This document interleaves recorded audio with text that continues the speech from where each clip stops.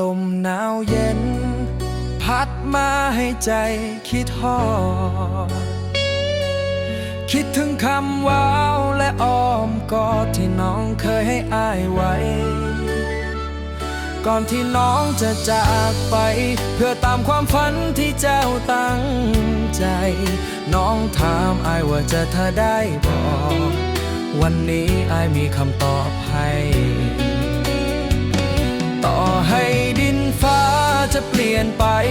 หรือดูจะผ่านไปเพียงใดแต่หัวใจของอ้ายยังเชื่อมั่นในคำสัญญา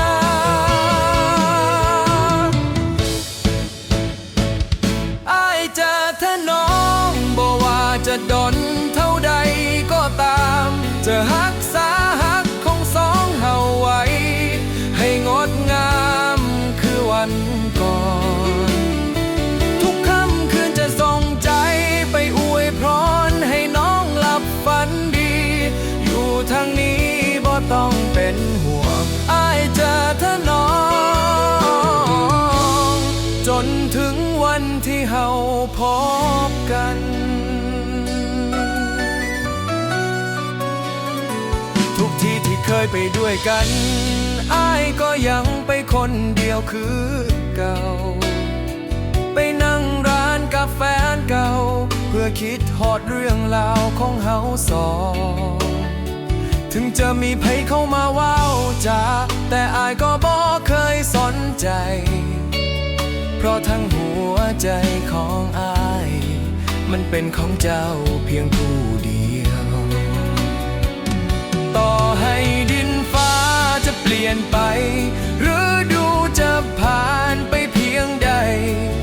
แต่หัวใจของอ้ายยังเชื่อมั่นในคำสัญญา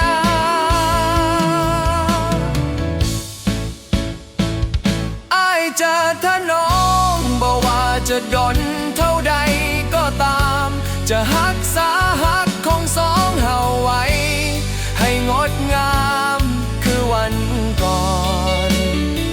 ทุกค่ำคืนจะส่งใจไปอวยพรให้น้องหลับฝันดีอยู่ทางนี้บ่ต้องเป็นห่วงอ้ายจะถ้าน้องจนถึงวันที่เฮาพบแน่น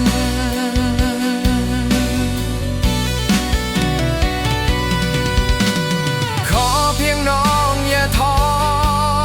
อย่าปล่อยมือกันก็พอสู้ต่อไปตามความฝันมีอ้ายคนนี้อยู่ข้างหลังเสมออ้ายจะถ้าน้องบอกว่าจะดนเท่าใดก็ตามจะรักษาหักของสองเฮาไว้ให้งดงามคือวันก่อนทุกค่ำคืนจะส่งใจไปอวยพรให้น้องหลับฝันดีอยู่ทางนี้บ่ต้องเป็นห่วงอ้ายจะถ้าน้องจนถึงวันที่เฮาพบกันอ้ายจะรอเพียงแค่น้อง